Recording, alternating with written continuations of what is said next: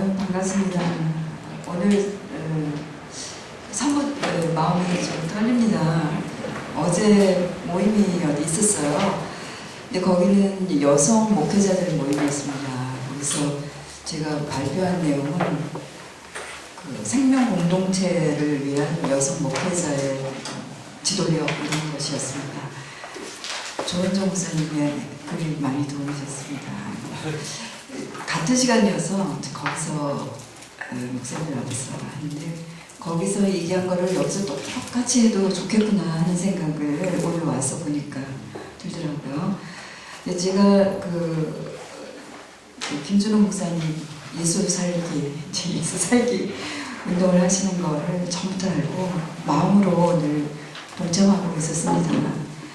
한국 교회를 살리는 길은 예수를 다시 회복시키는 길밖에 없다 그런 생각을 저도 하고 있어서 어제 메시지 그 여성 지도력은 좀 예수를 다시 좀 우리 한국 교회에서 좀 일으켜 세우자, 그리고 예수님처럼 우리도 좀 예수님을 닮자 이런 얘기를 좀 했습니다.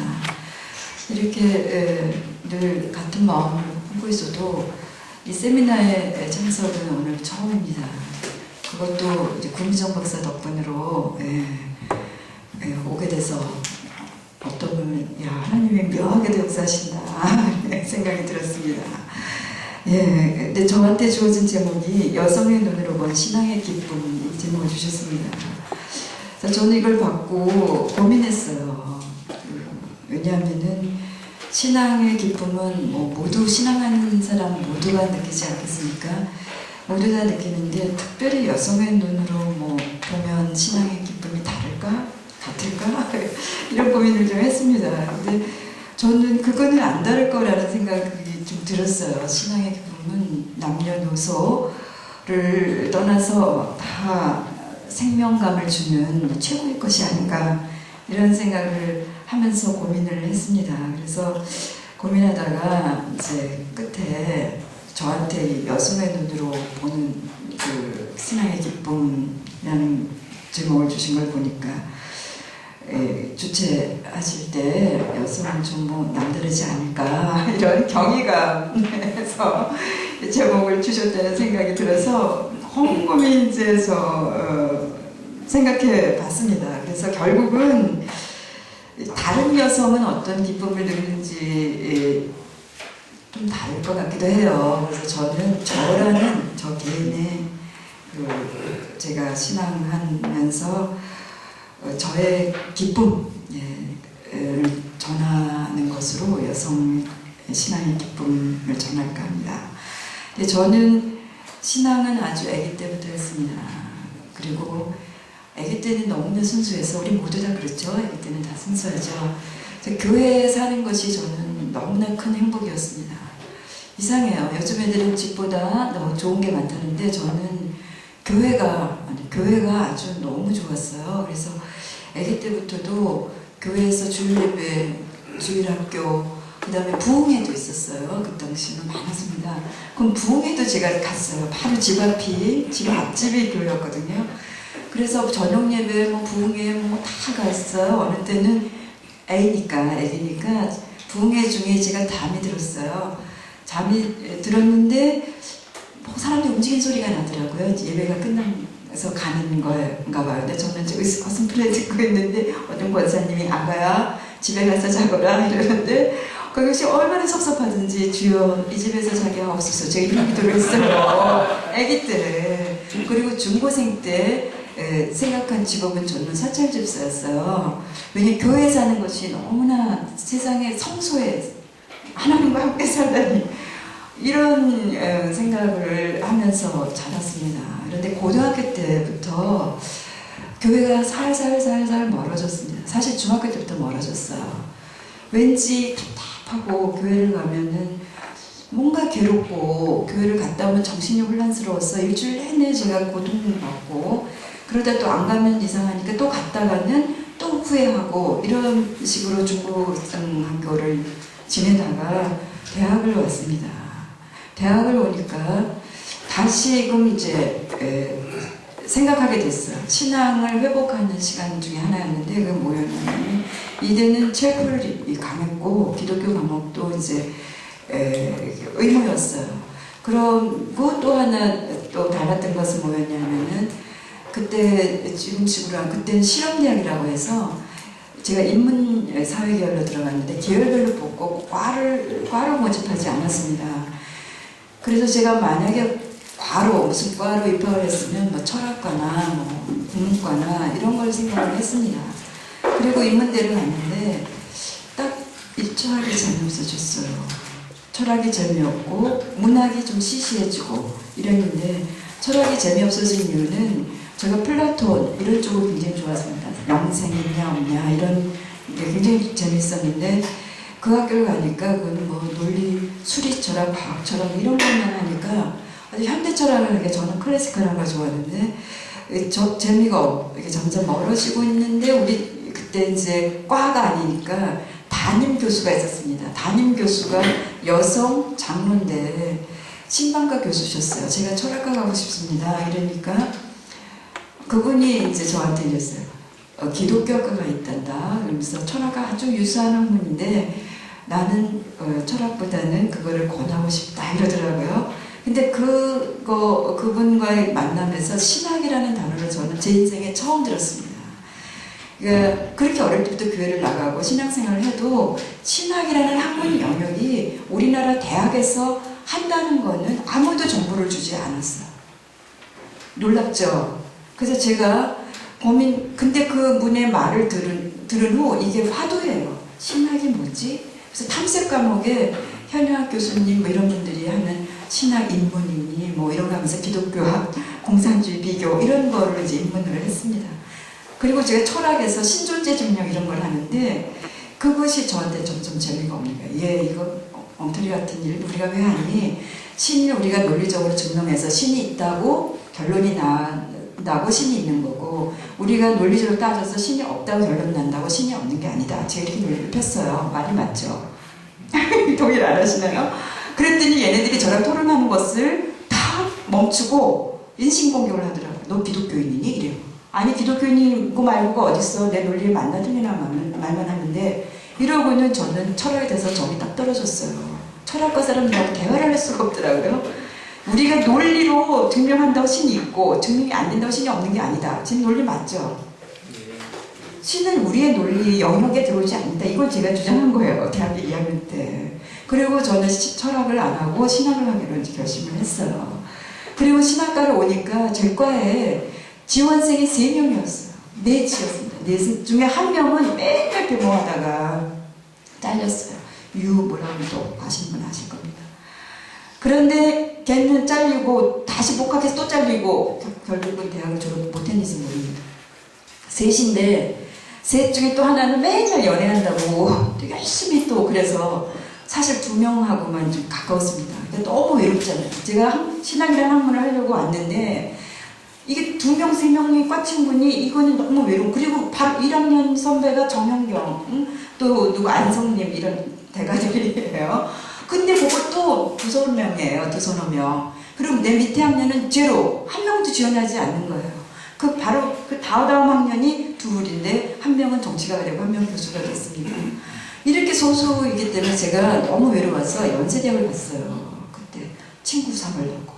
그래서 연희 심포지움 이런 것도 만들고 또 한신대도 가서 괜히 얼씬거리다 잡히면 누가 야 우리 친구 하자. 나 이대서 왔다. 이러고 제가 굉장히 성격이 얌전한데도 내 영역에서 너무 외로운 게 싫어서 그렇게 제가 노력을 했어요. 근데 감신에서도 또 어떤 선배가 자기 남편 될 사람이 감신 사람이라면서 한 그룹을 또 소개시켜줬어요. 그래서 이렇게 여러 영역의 친구들을 학교 때부터 갖게 됐습니다. 근데 지금까지 좋은 친구들이에요. 근데 그분 중에 한 분이 여러분들한테 물어봤죠. 나는 신학이라는 학문을 대학에 와서 처음 알았는데 너네들은 어떻게 고등학생 때 신학이라는 학문을 하려고 신학대학을 지원할 수가 있냐 이렇게 물어봤죠. 저한테 이게 아주 큰 퀘스천이었어요. 여러분들은 어딘지 모르겠어요. 예. 그랬더니 어떤 애는 대부분의 경우가 감시는 그 당시 1차였어요. 그래서 재수해서 가는 애가 없었어. 그런데 한신은 되게 삼수하다가 가요. 어디 정치학과 가려다 떨어지고 어디 경제학과 가려다 떨어지고 이러니까 미안합니다. 다 그런 건 아니겠죠. 그런데 제가 그때 만난 분들의 대화입니다. 그래서 삼수쯤 하니까 어머니가 아버지가 안 되겠다. 너 내가 하나님께 서원 기도한 게 있다. 그 기도 때문에 너는 딴 데 못 간다. 그러니까 신학을 봐라. 예, 이런 분이 몇 분 계셨고 또 어떤 분은 하나님께 아들을 바치기로 소원했다. 그러니까 너는 꼼짝 못하고 목사 되는 길밖에 없다. 이런 분들이 또 감신에 몇 분 계셨고 저같이 뭣도 모르고 대학 와가지고 뭐 할까 고민 끝에 신학한 사람은 거의 없으시더라고요. 그래서 저는 제가 사는 동네가 이상한지 아니면 가정에서 저를 서원 기도를 안 해서 그런지 아주 애를 먹다가 선택한 것이 신학이었습니다. 근데 신학 공부를 이제 하면서 저는 또 기독교가 어떤 다른 종교와 어떻게 다른지 이런 것이 굉장히 궁금했습니다. 왜냐하면 다른 종교와 일반 다름이 없다면 제가 굳이 기독교인으로서 남아서 꼭 기독교를 주장할 이유가 없을 것 같아요. 지금 생각하면 지금으로서는 이런 자세입니다. 제가 우리 집 앞집이 교회였기 때문에 제가 우연히 교회를 나가서 개신교회 목사가 됐고 제가 제일 공부 좋아하는 건 지금 성서입니다. 성서 그때 그 공부할 때 조금 한 얘기를 못 드렸는데요. 공부 그 신학을 선택할 중에 하나가 그 신방 교수님의 그 한마디하고 그러고 나서 계속 신학을 생각하니까 고등학생 때 우리 동네에 그때 성결교였는데 성결교 전도사님이 학생 부흥회를 했어요. 근데 거기서 그 부흥회 모토가 하나님을 올바로 알고 올바로 전하자 뭐 이런 거였는데 그게 생각이 나더라고요. 그리고 하나님을 아는 지식 그리고 성서에도 그리스도 아는 지식이 가장 고상함을 인합니다. 이런 규절이 있어요. 그래서 제가 하나님을 아는 것, 예수님을 아는 지식을 갖는다면 세상 어떤 지식을 갖는 것보다 낫겠다 이렇게 생각했고 또 하나는 제가 그 어떤 것을 목표를 삼아본 적이 있었습니다. 그런데 그 목표를 1년 안에 그때는 뭐 목표라는 게 아니고요. 입시예요. 어느 대학을 어느 고등학교를 꼭 가겠다 뭐 이런 목표를 삼았는데 합격이 되더라고요. 고등학교 때. 그러니까 그게 너무너무 허무해서 아니 이런 대학 오려고 내가 그렇게 1년간을 마음졸이며 공부했던가 이러면서 고등학교 내내 허무했어요. 그 허무를 견딜 수가 없을 정도 자살하려고 했어요 제가. 그랬는데 이제 신학을 하면서 이런 것들이 저한테 이제 그래 좀 영원히 성취할 수 없는 공부 좀 해보자. 저는 이런 생각을 했어요. 그리고선 성서라는 거를 택했습니다. 그런데 성서 공부, 신학 공부 한다는 얘기를 부모하고도 한마디 상의하지도 않았어요. 그냥 선택하고 했어요. 그랬더니 우리 어머니가 나중에 알고 이러더라고요. 그건 끝도 안 나는 공부인데 그거 너무 힘들지 않겠니? 이러시더라고요. 그래서 제가 바로 그렇기 때문에 저 하려는 겁니다. 이랬어요. 지금까지도 성서를 하면서 저는 한눈에 보인다. 성서, 30분에 있는 성서 뭐 이런 거 저는 다 봐요, 저도요. 어떻게 하면 30분 내 성서를 다 파악하고 또 성서를 한눈에 다 파악할까. 그래서 한번 보는데 그거 읽어도 힘듭니다. 그래서 딴 거 보지 말고 성서만 보자 이렇게 권하고 싶습니다. 그래서 그 공부를 하는데 전 적성에 너무 잘 맞는데 책 읽는 걸 되게 좋아했거든요. 그래서 하나님을 아는 지식을 다른 어떤 것보다는 체험으로 뜨겁게 이렇게 주장하시는 분도 많이 계시죠. 그런데 저는 성서를 통해서 하나님을 알아가는 공부를 하겠다 하고 신학을 이제 했습니다. 그러면서 그렇게 결심하고 나가면서 1~2년 하다 보니까 기독교라는 종교가 다른 종교랑 뭐가 다르냐가 저의 또 화두가 됐어요. 그러면서 이제 그게 곧 학부는 스타트하니까 학부가 끝나더라고요. 그러니까 대학원을 또 갔어요. 대학원을 졸업할 때쯤 되니까 뭔가 알듯하다 기독교라는 게 그래 이렇게 감이 오길래 제가 우리 교수님한테 그랬어요. 지도교수 허 교수인데 허 교수님 저 이제 기독교가 뭔지 알 것 같아요. 그랬더니 그분이 그러냐 하고 마셨어야 되는데 그분도 보통 분이 아니거든요. 뭐랬냐면 말해봐 이러더라고요. 말해봐. 그래서 제가 말하려고 입을 하는데 한마디도 할 수가 없었어요. 그래서 제가 공부가 짧구나 하고 박사과정을 또 들어갔어요. 대학에 이대에서. 그러면서 이제 그 과정 중에 또 유학을 가게 됐습니다.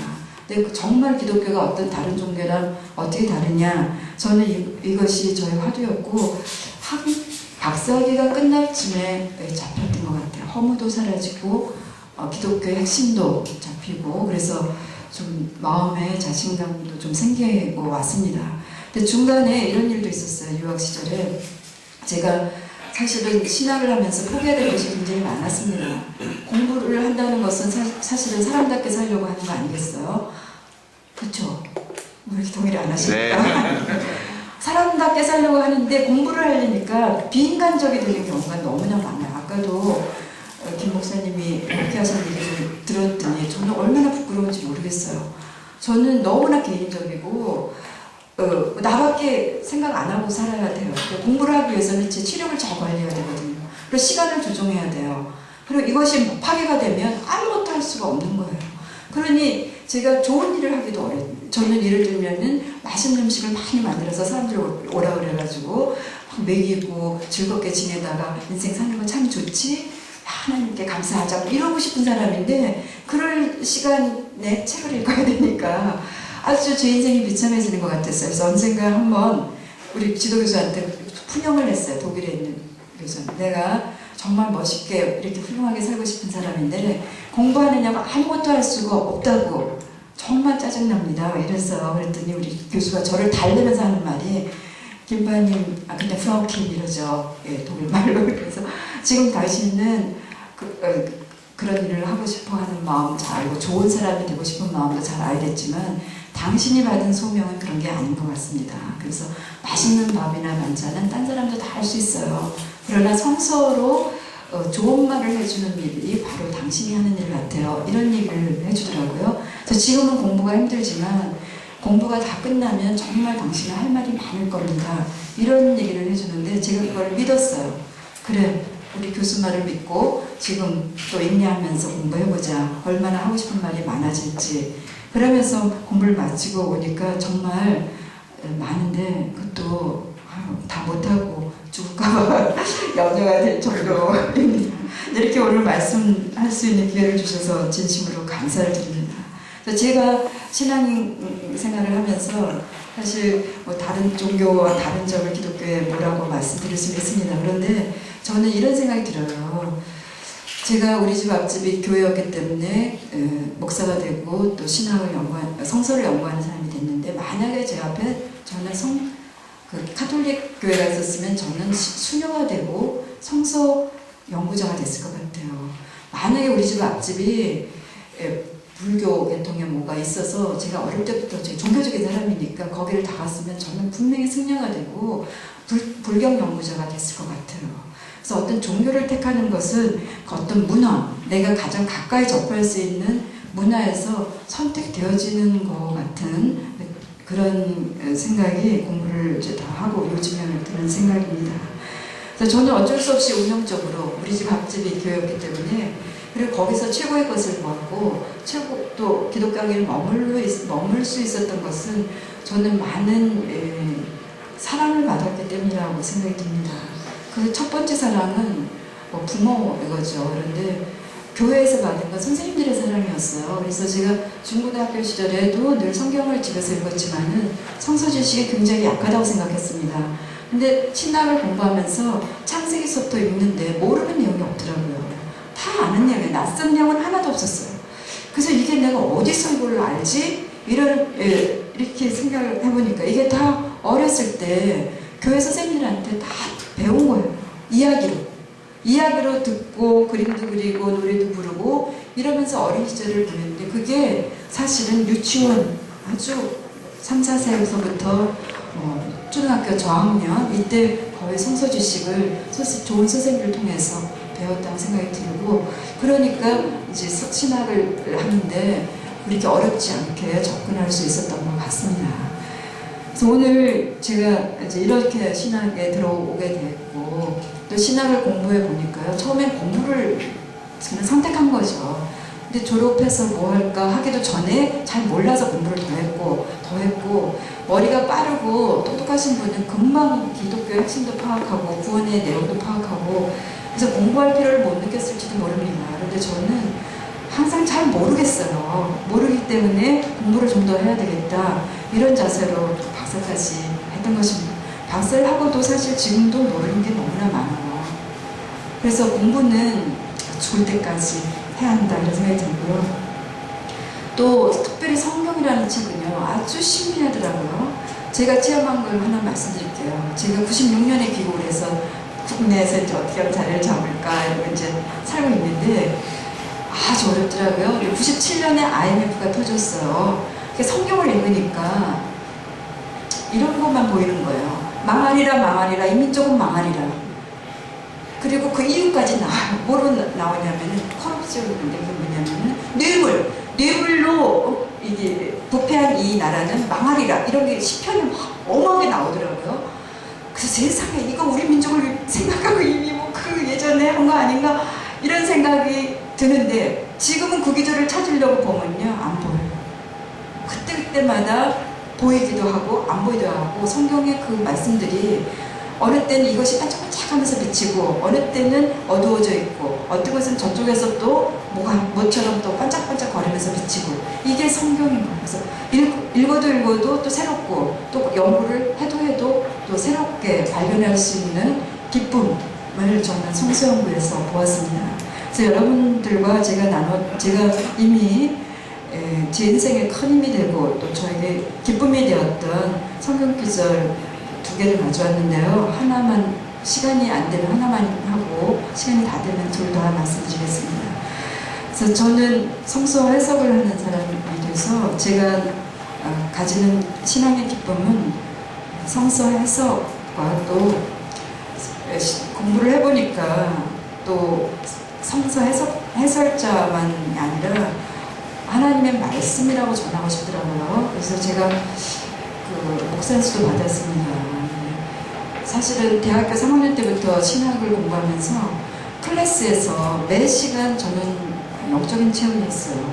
너무나 감사하고 기쁘고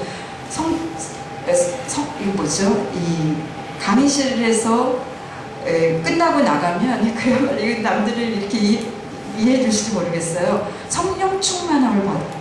그리고 그 벅찬 가슴을 안고 제가 어디로 가겠습니까? 도서실로 갔어요. 수업 시간에 교수님이 막 이 얘기 저 얘기를 해주면서 말했던 참고문헌들 그거 또 읽어보려고 그리고 할렐루야 하나님 찬양하면서 이렇게 갔어요. 근데 제가 꼼짝없이 붙잡힌 거는 대학교 신학을 하겠다 하고 첫 번째 3학년 1학기 때 들었던 과목이 예수의 비유였습니다.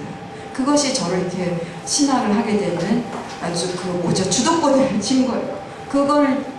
그 수업에서 저를 끌고 지금까지 왔고, 제가 그 기쁨, 그게 1978년 1학기인데, 제가 그 기쁨을 똑같이 학생들에게 나눠주고 싶어서 2008년 1학기, 딱 30년 된 학기에 감리교 신학대학에서 예수의 비유라는 게 학부 수업이었더라고요. 저보고 히브리서라고 가르치는 거였는데 제가 제발 예수의 비유 좀 가르쳐 봅시다 그랬어요.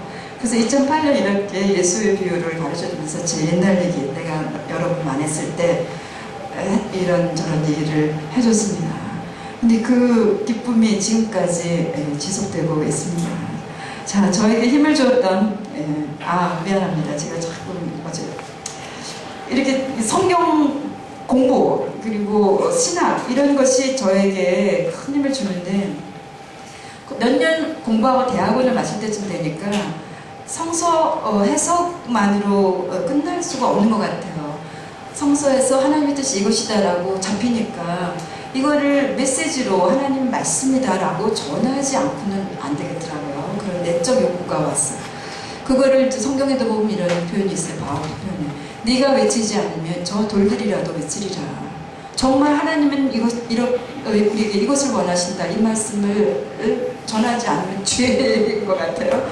그래서 근데 목사 되는 건 약간 좀 떨렸습니다. 그래서 제가 그때 사귀었던 그 어떤 친구한테 이런 고민을 얘기했어요. 그랬더니 내가 사실은 신학을 공부해 보니까 말씀이 오니까 전하지 않으면 안 되겠는데 내가 그냥 학자로서가 아니라 목사로서 예배와 함께 말씀을 전하는 일을 해야겠는데 내 성격적으로 맞는지 모르겠다 이런 얘기를 했어요. 성격이 뭐냐면 제가 좀 누구 앞에 서면은 굉장히 좀 떨렸어요. 연설 그런 걸 절대 못할 사람. 항상 저 뒤에 쓰고 여기 뒤에 쓰고 얼굴 여기 앞줄에서 아까 사진 찍었는데 절대 앞줄에 안 앉고 이런 사람이었기 때문에 목사님은 언제나 누구 앞에 서서 얘기하는데 내 적성이 안 맞을지 모르겠다 그랬더니 그 친구가 지금 감신대 교수입니다. 이래요. 바울도 그랬어. 이러면서 바울도 말 못하는 사람이었는데 야, 훌륭한 일 하지 않았니? 이러면서 너 말 못한다고 목사 안 될 필요는 없고 바울처럼 서신 목회를 해봐 이러더라고요. 그래서 서신 목회? 서신 목회? 그게 뭐지? 글로 하나님의 뜻을 전하면 되는 건가 보다. 이러고서 그래 그러면 되겠다 이런 생각을 하고 목사를 안수를 받기로 이제 했는데 그것도 굉장히 오래 걸리더라고요. 그런데 여러분 제 오늘 보시면 어떠세요? 저 말 잘하죠? 네. 성격도 하나님이 다 바꿔줬어요. 그리고 특별히 설교하러 올라가면 아무것도 생각이 안 나요. 그냥 나는 종이야. 하나님이 지시하는 대로 나는 입을 벌린다. 이러고 물론 다 설교 써가죠. 다 가져가지만 딱 그 예배 시작하는 순간부터는 나는 없고 그냥 하나님의 대리인으로서 서게 되는 그 자유함을 느껴요. 떨린다 이런 거 싹 사라지더라고요. 그래서 저는 놀라운 경험들을 하고 있어요. 자, 그 경험 중에 하나입니다. 마르다와 마리아. 그래서 저는 성서 해석으로 머물지 않고 설교가 항상 같이 가는 것이 굉장히 의미 있다고 생각을 합니다. 설교하기 위해서 성서도 해석하는 것이라고 생각이 들어요. 그래서 이 구절을 한번 보겠습니다. 여러분이 다 잘 아시죠? 두 여인이 나오는데 마르다와 마리아가 있어요. 둘은 자매인 것 같아요. 그래서 예수님을 초대했어요. 그리고 예수님을 초대했는데 마르다는 음식 준비하느냐고 막 분주했고 마리아는 그 예수님 발치에 앉아서 아무것도 안 하고 예수님하고 우리 지금 노닥거리고 있는 거예요. 그런데 마리아가 그걸 보고 그 예수님한테 뭐라고 야단을 쳐요. 예수님을 야단을 치는 거예요. 예수님 이게 나 혼자 일하는데 이래도 되겠습니까? 내 동생 보고 나 도와주라고 그러세요. 이렇게 얘기를 합니다. 그런데 예수님이 어때요? 나 같으면은 누가 나를 초대했는데 나한테 뭐라 그러면은 겁나서 어떻게 하겠어요, 당장.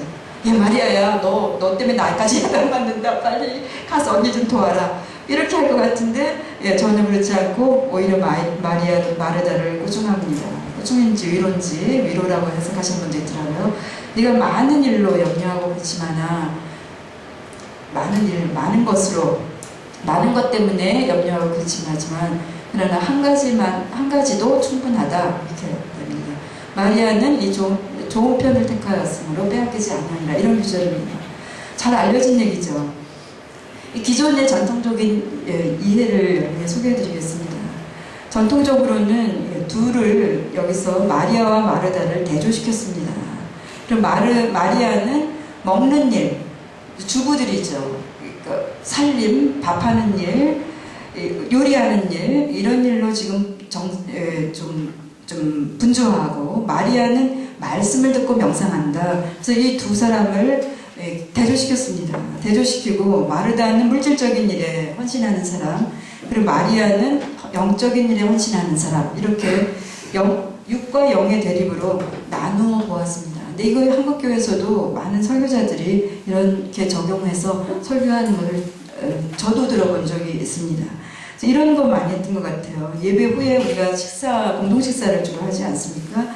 그럴 때 식사 준비하느냐고 먼저 좀 나가는 권사님들이 있죠. 그러니까 그걸 보기 흉하니까 예배 후에 나가서 그 공동 식사 준비해서 먼저 나가는 일 하지 마시오. 끝까지 예배가 더 중요합니다.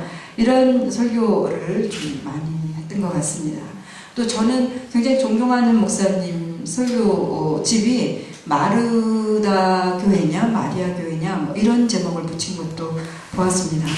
물질적인 것을 추구하느냐 영적인 것을 추구하느냐 이 둘을 대조시켜서 물론 이제 마리아를 이제 두둔하죠. 그래서 영적인 것을 추구하는 교회가 되기를 이런 걸 많이 하는 걸 보았습니다. 근데 이러한 이해에 이미 이의를 제기했던 분 있습니다. 중세기 신비주의 신학자인 에크하르트인데요. 이 사람은 우리가 신비주의 하면 영적인 것을 더 추구할 것 같은데 중세기 신비주의는 우리가 생각하는 거와 좀 다릅니다. 그래서 그 마르다의 태도를 저급하게 전통적으로 봤다면 이 에크하르트는 아무 일도 하지 않고 가만히 앉아있는 마리아를 영적 단계 초기 단계로 설정하고 그렇게 해서는 안 된다. 마리아 같이 말씀만 듣고 있어서는 안 된다. 그리고 마르다처럼 실질적인 실천 생활이 있어야 된다. 그래서 마르다를 좀 치켜 세워줬습니다. 그래서 둘 중에 어떤 것도 폄하하거나 약소화시키지 않아야 한다. 그래서 둘이다. 명상과 노동 이 둘을 다 같이 조화롭게 살아야 한다. 이런 것을 역설하신 분이 에크하르트입니다. 이런 에크하르트 입장이 지금 현재 한국교회도 조금씩 나오고 있는 것 같습니다. 저는 이제 20세기 유대인이면서 또 독일 신학자인 예레미야스를 살펴보았습니다. 예레미야스 우리말로 번역이 됐습니다. 성서신학이라는 책에서 보면은 이제 마르다와 마리아 관련된 얘기가 딱 한 페이지가 나오더라고요. 근데 이 둘을 대비시키는 거는 관심이 없었어요. 관심이 없고 예수에게 관심을 가졌습니다. 그래서 예수님이 당시 유대교에서는 여성들과 대화를 안 하거든요. 대화를 하는 것은 아주 저급한 행위라고 봤어요. 왜냐하면 여성은 남성보다 한 단계가 낮은 2등급 인간으로 본 것 같아요. 그래서 특별히 종교적인 담론은 최고의 가치가 있는 이야기입니다. 그런 것들은 하지 않는 것이 옳은 태도라고 보았고, 어떤 얘기든지 여자랑 길에서 많이 얘기하는 건 좋은 거 아니고, 심지어 후계 랍비들은 자기 아내와 말을 많이 하는 것도 좋은 행위가 아니다라고 하는 게 당시 유대교 문화였습니다. 저는 조선도 그랬던 것 같아요. 우리 아버지들 엄마하고 얘기 안 하고 자식하고도 얘기 잘 안 했죠. 이런 분위기였는데 예수님은 그런 당시 문화에서 차별화된 태도를 보였다. 그래서 예수님은 여성들하고도 얘기를 잘해서 아주 특별하신 분이다. 이런 정도로 소개를 하고 있습니다. 그래서 이것도 좀 아쉽죠. 그래서 이거 왜 그럴까 이렇게 생각을 좀 이해해 보려고 제 나름대로 생각해 보면 이것은 이분 바로 직전 19세기 말 20세기 초 이때 이제 자유주의 신학이 굉장히 팽배했었거든요. 그때 자유주의 신학에서는 예수를 굉장히 관심을 많이 가졌습니다. 한국에서 예수 관심 못 갖게 하는 이유도 자유주의 신학이라는 말로 우리를 굉장히 억압했던 것 같아요. 예수님에 대해서 관심을 갖고 자유주의 신학자들이 제시했던 예수는 우리가 닮아야 될 모델로서 굉장히 윤리적으로 훌륭한 그런 분으로 많이 얘기했는데 예레미야스는 거기서 다 따라가진 않고 예수님이 윤리적으로 훌륭하다기보다는 그 당시 유대교와 차별화된 특별한 분으로 소개를 했다고 여겨집니다. 그리고 이제 20세기 말 여성들도 전통적인 마르다와 마리아를 구별하고 마르다를 더 폄하하는 이것에 대해서 분개를 했습니다. 왜냐하면은 교회에서 여성들이 주로 하는 일이 밥하고 사람들 먹이고 이런 마르다의 일이 많이 하거든요. 그런데 위로는 하지는 않고 마리아를 더 축켜 세우니까 그런 것에 대해서 이제 분노하는 모습들이 있었습니다. 그리고 특별히 또 생명을 주제로 내세웠을 때 밥이야말로 생명을 지키는데 가장 중요한 게 아니냐.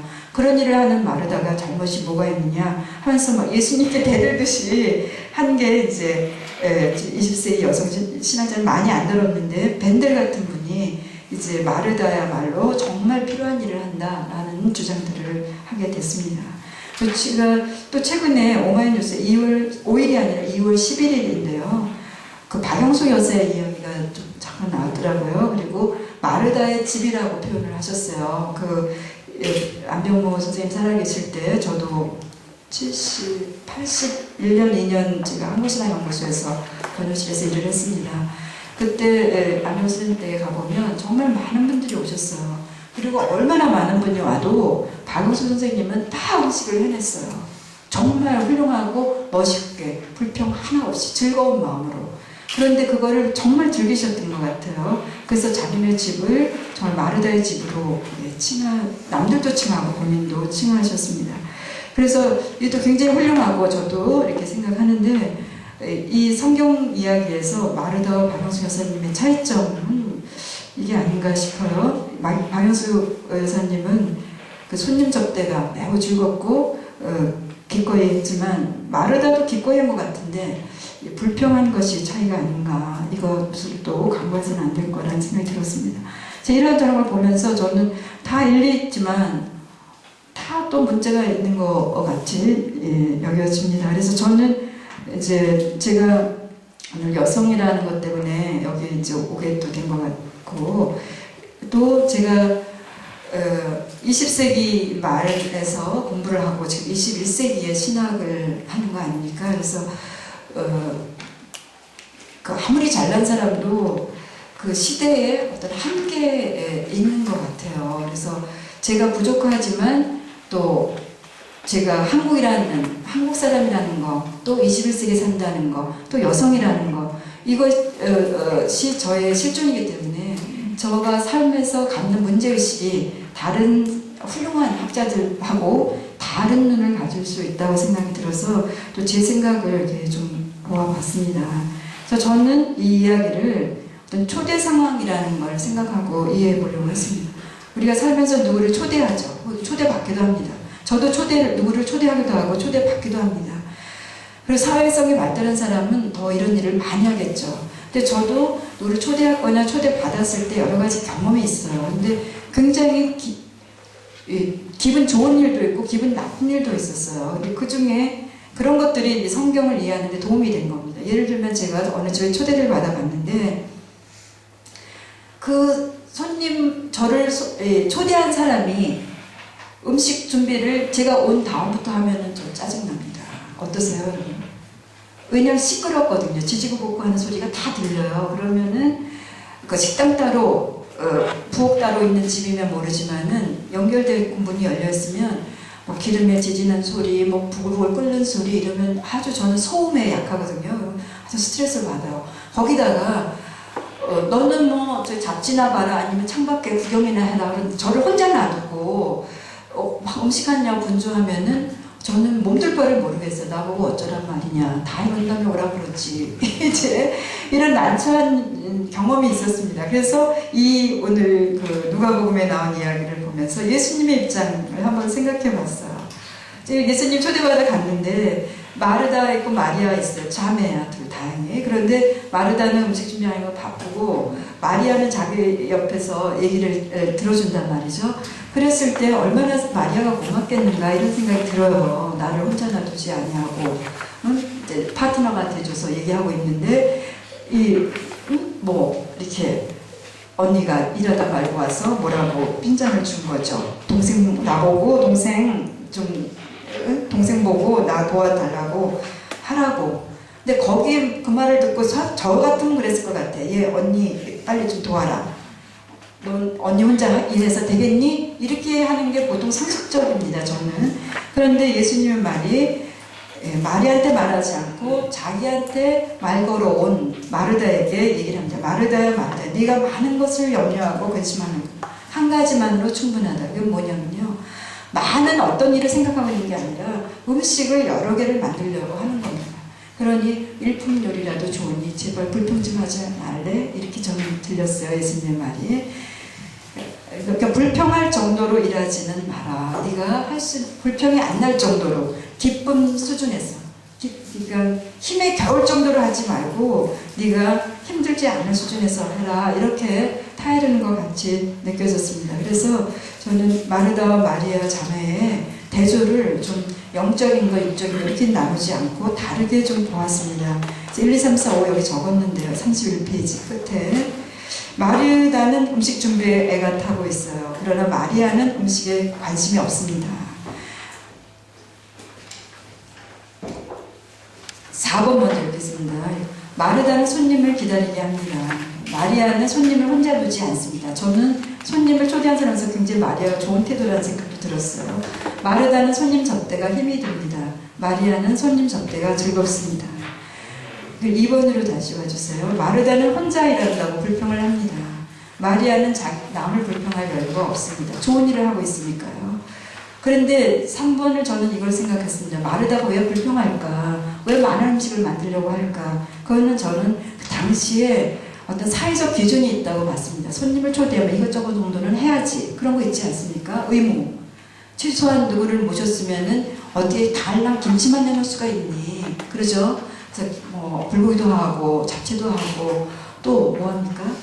부침도 하고 뭐 이렇게 좀 차려야지. 이런 사회적 기준이 있고 거기에 마르다는 종속된 게 아닌가. 그래서 그런 사회적 기준에 도달하려고 합니다.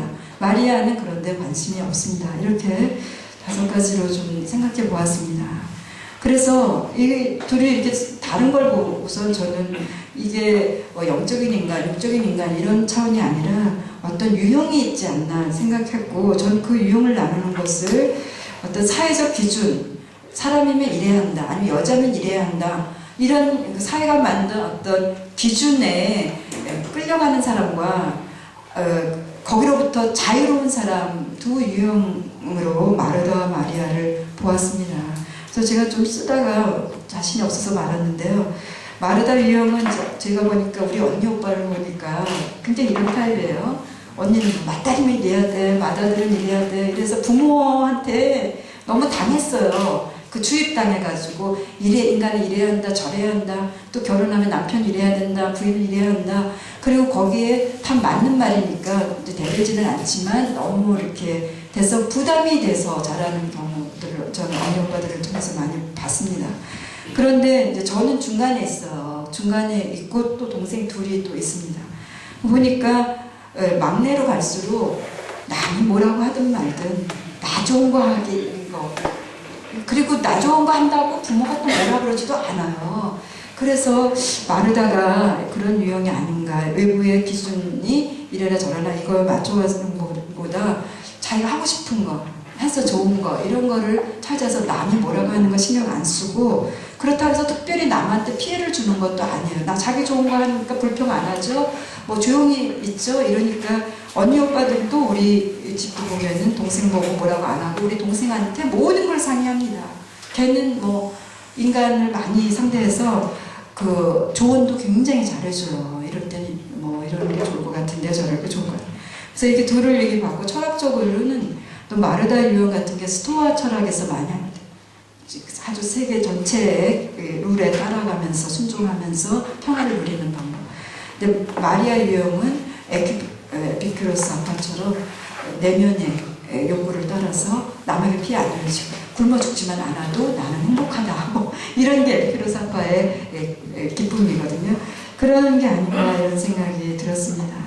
그래서 저는 이 둘을 이렇게 보면서 예수님의 말씀이 마르다를 위로하는 말로 이제 그 야단치는 말을 좀 바꿨습니다. 사람들이 만든 기준에 네가 따라가려고, 네가 힘의 격도로 지금 하면서 불평하고 동생이 돕는다 안 돕는다 이렇게까지 말하는데 남의 도움 받지 말고 너가 할 수 있는 일만큼만 해라, 이렇게 이제 마르다에 대한 위로인지 아니면 야단인지 이렇게 얘기를 해주고, 마리아 유형에 대해서는 얘는 건드릴 수 없다. 자기가 좋아하는 걸 선택했으니 내가 뭐 어쩌라 그래도 얘는 안 뺏긴다. 이렇게 마리아를 두둔해 줍니다. 그래서 저는 이런 이야기에서 이런 설교 제목을 붙여봤습니다. 빼앗길 수 없는 기쁨을 선택하십시오. 너 지금 하는 공부 열심히 하는 너 이거 너 그만두려면 그만둘 거야? 절대 안 한다고 그러죠. 그러면 안 해도 돼. 목사 너 절대 안 뺏기고 싶냐? 목사일? 그런 거 해서 그럼요. 난 최고의 직업을 갖고 있습니다. 이런 사람 목사직을 계속하고 이렇게 하면 얼마나 좋을까 이런 생각이 듭니다. 저한테 도움을 준 것은 제가 이제 아까 서두에 말씀드렸듯이 제가 신학이라는 학문을 택하고 또 신학 중에서도 성서를 이제 선택해서 여기 왔는데 이게 사실은 저가 좋아서 한 거예요. 저가 좋아서 했고, 이제 핑계를 잡자면 하나님을 아는 길이 인간이 하는 일 중에 최고의 가치다. 뭐 이런 거를 이제 교회에서 제가 주입을 받았기 때문에 제가 하는 이 즐거움을 포장할 수 있었던 거예요. 하나님을 아는 일은 최고의 일을 나는 한다. 지금도 사실 그런 기쁨이 있습니다. 그리고 어느 누구도 이 기쁨을 빼앗을 수는 없어. 이것이 날이 갈수록 더 강해져요. 근데 이 공부를 처음 시작할 때에도 제가 아무하고도 상의하지 않았습니다. 한번 해보는 거예요. 정말 좋은 일인지 아닌지. 초기 시작할 때는. 그런데 그때 어떤 학생 중에 한 명이 기독교가 오겠다는 학생이 있었습니다. 근데 걔가 영문과를 가고 안 왔어요. 저는 기독교가 왔는데. 그래서 길에서 만나서, 교정에서 만나서 너 왜 기독교가 안 오고 너 뭐하니? 그랬더니 나는 가고 싶은데 아버지가 허락하지 않으셔. 왜? 그러니까 영문과 가래. 영문과 안 가면 학비도 안 대주겠대. 이랬다는 거예요. 그러니까 그때만 해도 지금 여러분들이 아버지시죠. 거의 다. 엄마이고 이런 분들은 지금 굉장히 괜찮으신 것 같아요. 근데 제가 20살 때만 해도 가부장 문화가 너무나 강했습니다. 그래서 희생당하는 사람이 너무나 많았어요. 원하지 않는 사람이 서운했다고 신학교 가는 사람. 목사가 돼도 자부심이 없고 싫어. 죽을 때까지 싫은 사람도 봤어요. 그리고 또 어떤 사람은 정말 미대를 가고 싶은데 우리 집에 법관 하나 나와야 된다. 그래야 지방에서 똑똑하고 살지. 그래서 아들 미대 가겠다는 나이에 법대 보내가지고 결국 중간에 자살한 사람도 봤고요. 또 여성은 시집 잘 가는 거 택하게 하기 위해서 그 기기세. 제가 신학을 하니까 한 이후에 저 무당딸이라고 생각하는 사람들 많았어요. 아니 무슨 신학이냐. 그 좋은 학문 다 놔두고. 그래서 저가 교제하던 애들도 한 명 한 명 다 떨어져 나갔어요. 신학하는 친구 새로 사귄 애를 빼놓고요. 그 당시 그리고 여대에 오는 것도 다 시집가게 보내기 위해서 가지 않았다. 근데 이것은 장로교 신학대학을 가도 마찬가지예요. 여자애들은 신학대학에 안 보냅니다. 어디 보내죠? 신학과에 안 보내고 기독교 교육학과에 보내요. 제가 1996년에 처음 장신대에서 강의를 하는데 33명 중에 32명이 남학생이고 1명이 여학생이었어요. 그래서 제가 분위기가 너무 험악해서 저 여학생은 다 어디 있습니까? 그랬더니 다 둘러보더니 자기네들은 걸 의식을 못했겠죠. 저는 이대에서 여자만 보다가 독일에서는 여자반 남자반 하는 그룹에 있다가 딱 남자만 있는 그룹을 가니까 험악하고 정말 그리고 제가 처음 나타났으니까 여러분같이 이렇게 우호적인 그런 태도로 보지도 않아요. 그리고 야너 떠들어봐라 뭐 이런 태도였어요. 그래서 제가 험악한데 넌 여러분 자세가 왜 그렇습니까? 이런 말을 못하고 일주일 내내 고민하다가 왜 여학생이 없어서 험악하게 내가 느끼나? 하고 그 다음 주에 물어본 거예요. 그랬더니 서로 다 들어보더니 글쎄요 기독교 교육학과 가면 많은데요. 그 당시 목사님이나 장로님들이 다 가부장적 사고를 하고 있기 때문에 신학은 남자가 하고 기독교 교육은 여자가 해서 그 결혼을 목사랑 만나서 사모가 돼서 기독 교육을 하면서 보조 역할을 하는 것이지 남자랑 동등하게 목사가 된다는 것은 우리 조선 팔도에 생각한 사람이 그 당시에 아무도 없었던 겁니다. 그래서 제가 신학을 하고 신학과사가 돌아왔을 때 또 이런 거 누구한테 이제 인사를 갔죠. 저 이런 거 했습니다. 뭐 이렇게 갔는데 어떤 분을 만나서 제가 이런 메시지를 들었어요. 장로교 어떤 교수님인데 은퇴를 하셨습니다. 그런데 그분은 그렇습니까 하고 뭐 굉장히 부드럽게 인사를 하는데 저는 그분에게서 이런 메시지를 들었어요. 아주 분노하더라고요. 속으로. 내년 내가 감히 제2사장 되는 공부를 했느냐 이러더라고요. 소름이 쫙 끼치고 제가 부들부들 떨고 얼마나 무서웠는지 모릅니다. 죽을 죄를 졌구나. 왜? 그런 사고방식이 제가 공부해서 박사 될 때까지 30년이 흘러도 여전히 있었던 거예요. 근데 1996년부터 장로교에서 여성 목사 안수를 주면서 지금 1000명의 여성 목사가 생겼어요. 그러니까 그런 목사님, 그 교수님도 여성을 위한 글을 쓰시더라고요. 이제는. 근데 그래도 제가 안 믿어요. 마음속에서는 그런데 세상이 흐르니까 자기도 이제 뭐 독선적인 사람이다 아니면 사회 시대에 뒤떨어진 사람이다 이 말 안 들으려고 쇼를 하는 거지 절대 그 사람 마음이 남녀 감독으로 변하지 않았다는 걸 저는 직감적으로, 여성 직감이 강합니다. 얘기합니다. 아니, 여러분은 한 분도 안 계세요. 예, 저는 그분이 회개할 날을 기다리고 있고 저한테 와서 얘기를 해야 될 것 같아요. 근데 미안합니다. 그분은 절대 말하지 않았어요.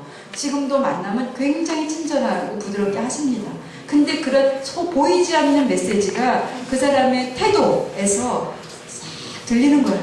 저는 그래서 굉장히, 그리고 한국에 와서도 제가 성서학자 아닙니까? 제가 이런 기쁨을 가지고, 그리고 이게 바로 생명이다. 나를 살리고 너를 살리는 이런 거를 막 찾아서 이렇게 외치고 싶은데, 성서학자가 한국에서는요, 가장 천대받는 것 같아요.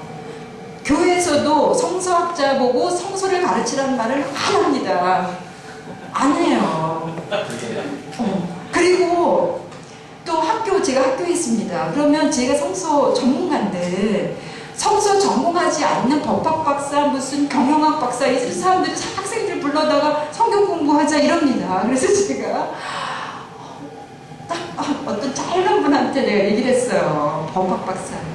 그래서 당신 법학 박사 아니에요? 이랬죠. 그랬더니 맞대. 저는 성서학 박사입니다. 그랬어요.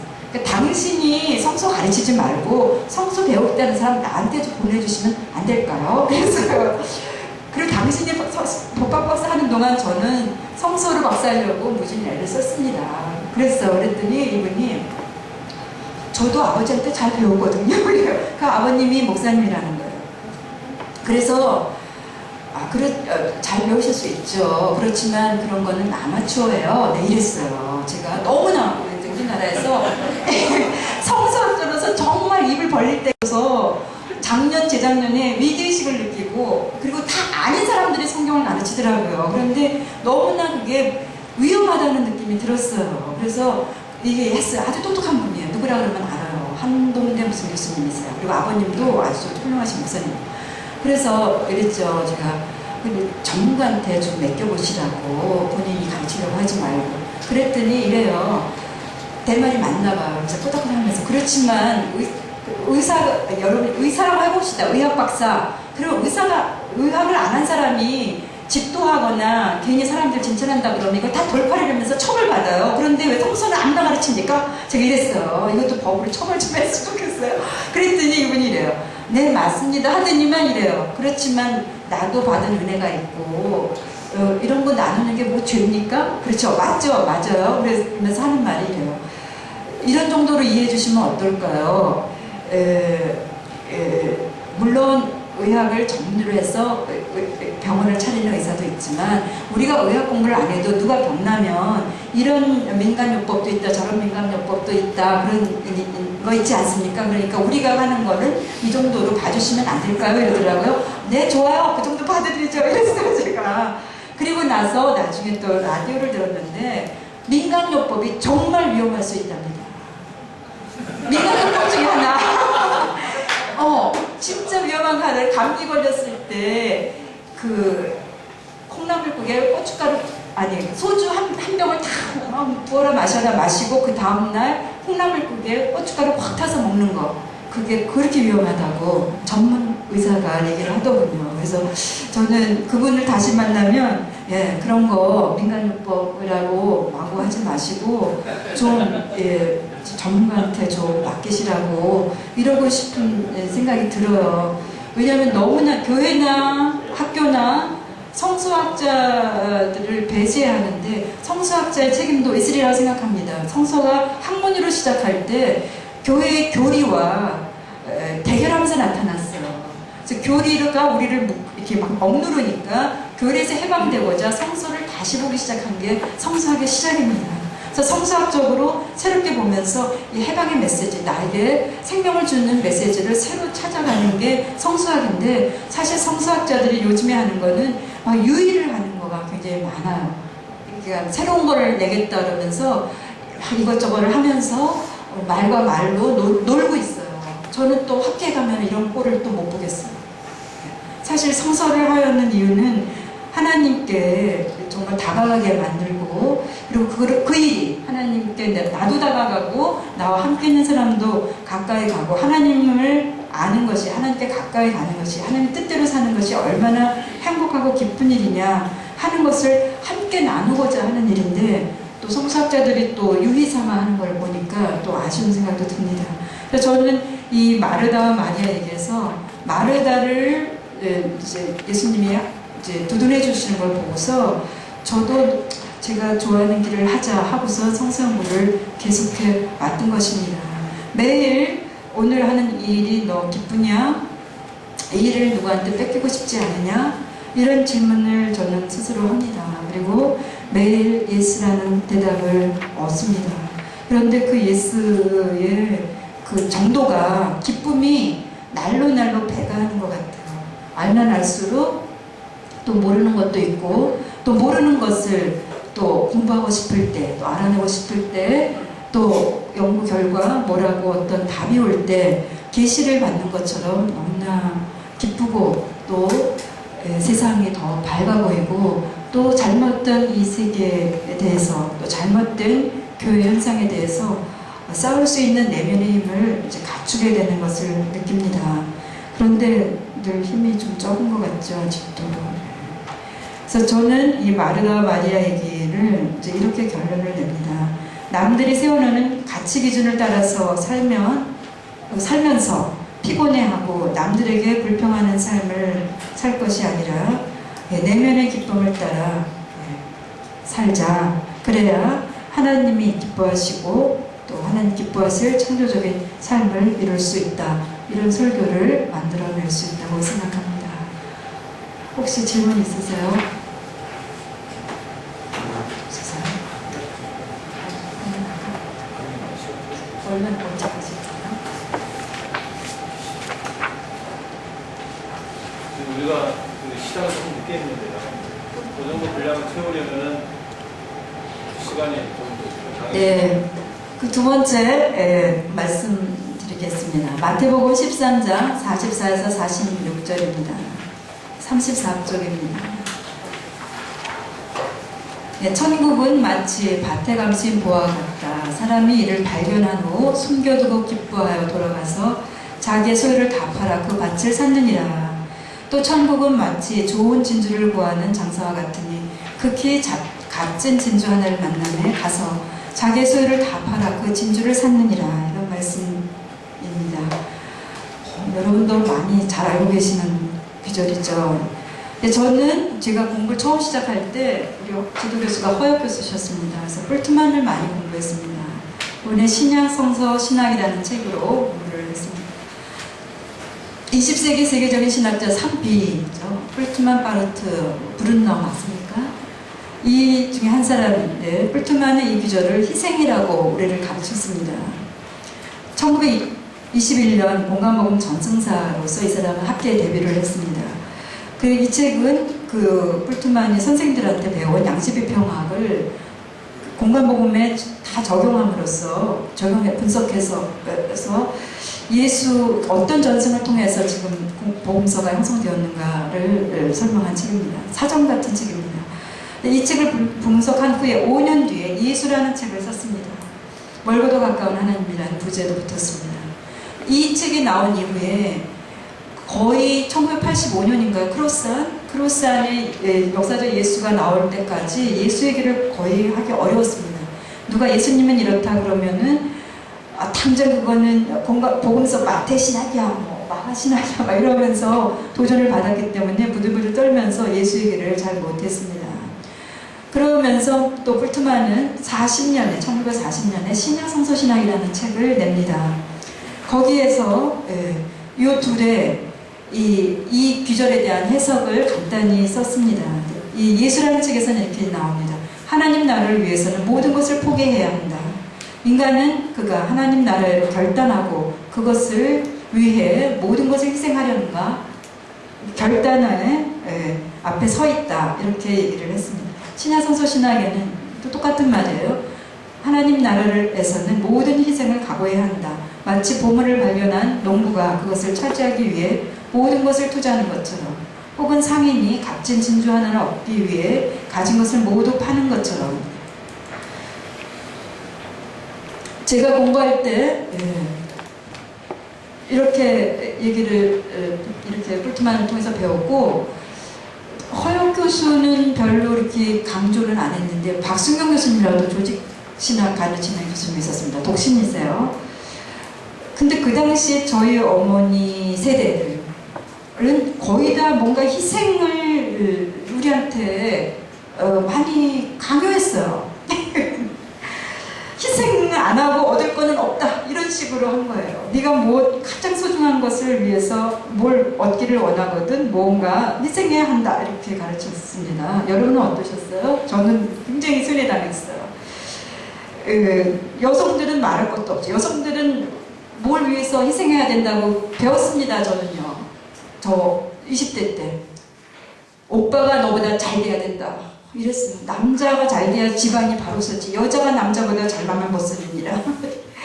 그래서 남자가 여자보다 학벌이 좋아야 되는데 저 박사 아닙니까? 그리고 어떤 사람이랑 결혼해야 되겠어요? 저 미혼입니다. 예. 어디 가서 이런 거 안 밝혔더니 추리하느냐고 뭐 정신 공부를 안 하고 저 여자 결혼했을까 말았을까 이러더라고요. 예. 그리고 뭐 남자가 여자보다 잘나야 된다, 이게 그 부부관계뿐만 아니라 형제 자매간에도 그렇게 강요를 당했어요. 오빠가 너보다 잘나야 되는데 네가 공부 좋아하면 되냐, 이렇게 공부도 못하겠어요 저거고요. 왜? 여자가 잘나면 집안이 이상해진다고. 그 엄마는 아버지를 위해서 희생하고 자식을 위해서 희생하고 또 여자 형제는 남자 형제를 위해서 희생하고, 이런 게 저희 언니 때는 더 심했죠. 저부터 점점 민주화가 가정에서도 되어가는 것 같았습니다. 제가 우리 한 예를 들면 이화여대 총장님이 그 당시 김학규 선생님 되셨는데, 저는 그분을 굉장히 존경했습니다. 그만한 분이 우리나라에 없다고 생각해요. 그런데 40회 총장이 되셨어요. 40회 총장이 돼서 제가 이번에 마지막 임기 때 학생이었는데 18년 동안 했습니다. 박정희랑 똑같이, 박정희 대통령이랑 똑같이 등극해서, 박정희가 죽은 게 언제입니까? 79년 10월 26일 날 총살 뭐죠? 당했잖아요.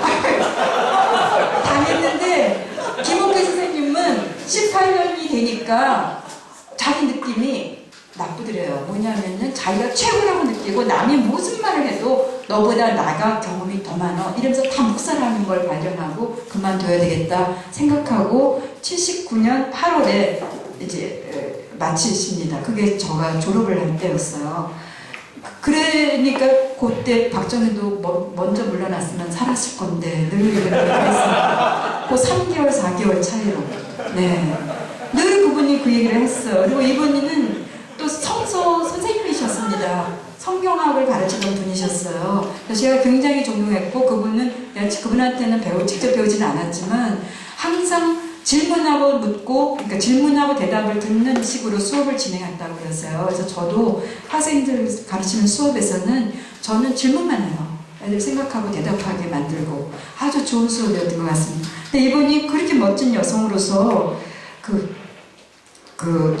여대의 여자대학교의 총장으로 계시면서 정말 또 여장부 같으면서도 항상 집에 손님을 모시고 음식도 이렇게, 물론 본인이 안 하고 일하는 사람을 시켜서 하죠. 그래서 이렇게 늘 그 집에 가면은 냉면이 나오고 이러는 자취를 어느 누구도 환영하고 그런 분이셨습니다.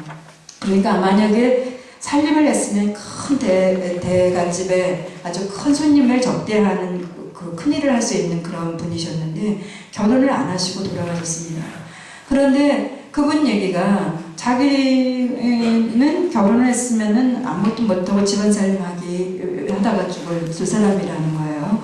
그래서 이화여대라는 큰 대의, 큰 것을 위해서 결혼이라는 소위 작은 거는 희생했다, 이런 표현을 늘 했습니다.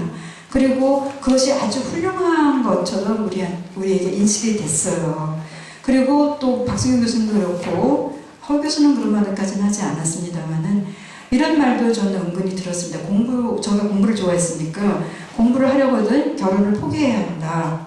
결혼하고 네가 하고 싶은 일을 다 할 수는 없다. 이런 얘기들을 저는 은근히 들었던 것 같습니다. 신학적으로도 또 해주죠. 일반적으로도 얘기하고 신학적으로도 뿔트만 같은 신학자도 최고의 가치 하나님 나라를 얻기 위해서는 네가 가진 거 다 팔아야 한다. 희생이 요구된다. 이렇게 이제 배웠는데 늘 이게 저한테는 퀘스천이었어요.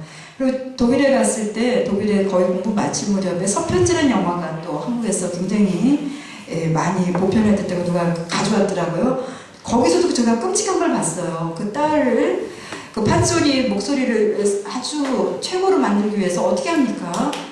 그 눈을 못 쓰게 만들잖아요. 근데 어떤 걸 희생해야 어떤 다른 쪽으로 이제 더 발달한다는 그런, 저는 이걸 미신이라고 생각합니다. 그게 이제 영화에 나올 정도로 우리 세대에 굉장히 만연되어 있는 것 같아요. 그래서 저는 근데 항상 이게 의문이 있었습니다. 과연 내가 무엇을 이루기 위해서는 뭔가를 희생해야 한다고? 인생의 중요한 걸 위해서 다른 어떤 것을 희생하면 과연 없나? 이게 저는 의문이 생겼고, 지금으로서는 저는 아니라고 얘기를 하고 싶습니다. 이런 것은 정말 커다란 착각이라고까지 심하게 말해보고 싶습니다.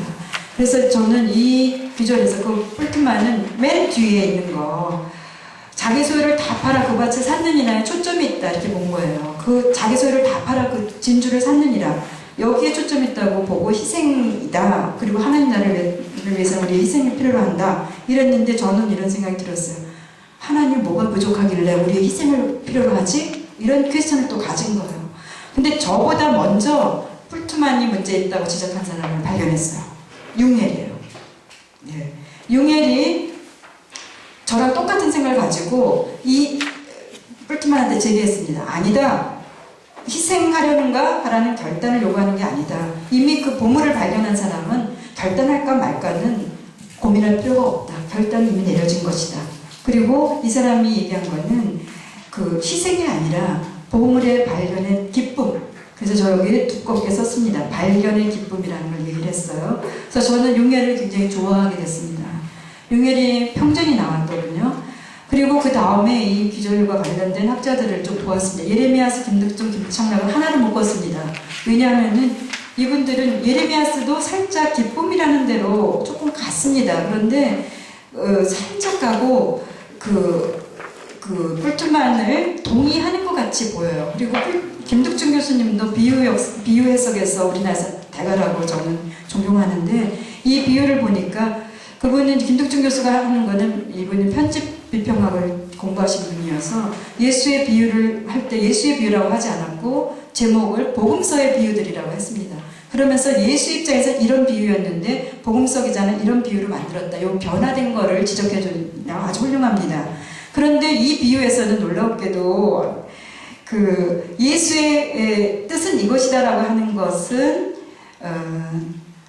기쁨이다라고 하면서 예레미야스 말을 그대로 인용하고, 그리고 희생이다라는 것을 하는 거는 또 킹스베리 의견을 똑같이 인용하면서 아주 묘하게 의견을 내셨습니다. 그리고 그 김창락 교수님도 이 비유를 가지고 전력 투구하라 이렇게 했어요. 근데 이 제목도 사실은 뿔트만의 입장과 비슷해요. 너 가진 것을 다 희생해라 하는 거와 뉘앙스가 같은 것 같아서 저는 이 세 학자를 좀 뿔트만의 아류로 그냥 보았습니다. 그리고 제가 관심 가는 것은 굉장히 보수적인 학자, 우리나라 최갑종도 예수의 비유를 해석했는데 이 비유는 다루지 않았고요.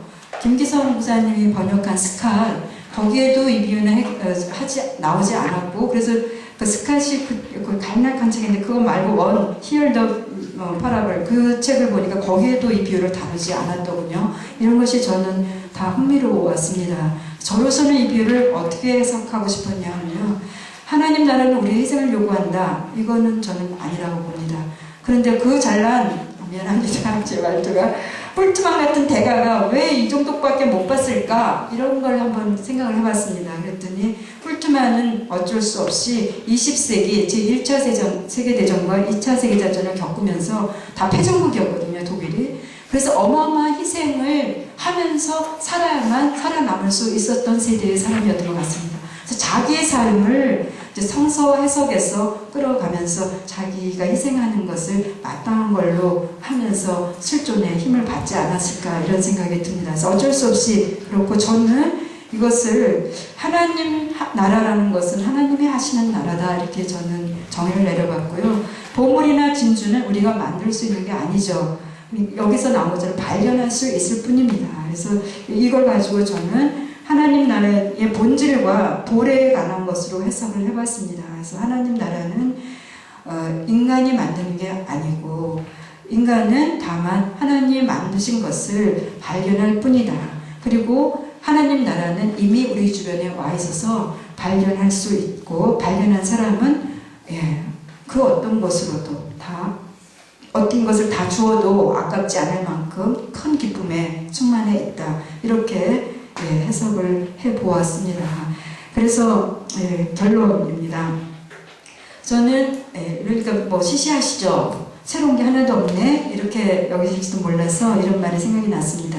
진리는 만드는 것이 아니라 세상에 널려있고 다만 발견한 것이다. 저는 성경의 진리의 말씀도 진리는 그 안에 다 있다고 생각합니다. 그래서 현대학자들이 뭐 새로운 것을 해보겠다고 유희하는 그런 것도 굉장히 위험하다는 생각이 들었습니다. 성서의 진리를 저는 이렇게 봅니다. 구하는 이마다 얻을 것이요 찾는 이가 찾을 것이요 두드리는 이에게 열릴 것이다. 그래서 하나님을 바라보는 일, 하나님을 신뢰하고 우러러보는 일이 저는 신앙의 생활이라고 보았고요. 이것이 우리 모두에게 기쁨이 되기를 바랄 뿐입니다.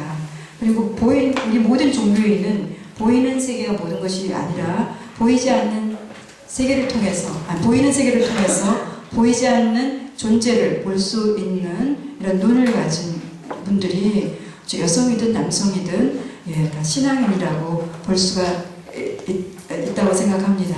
그런데 남들이 보지 못하는 걸 볼 수 있고 남들이 듣지 못하는 것을 들을 수 있는 놀라운 능력을 가지고 이 세상을 사는 것이 신앙인의 삶이라고 봅니다.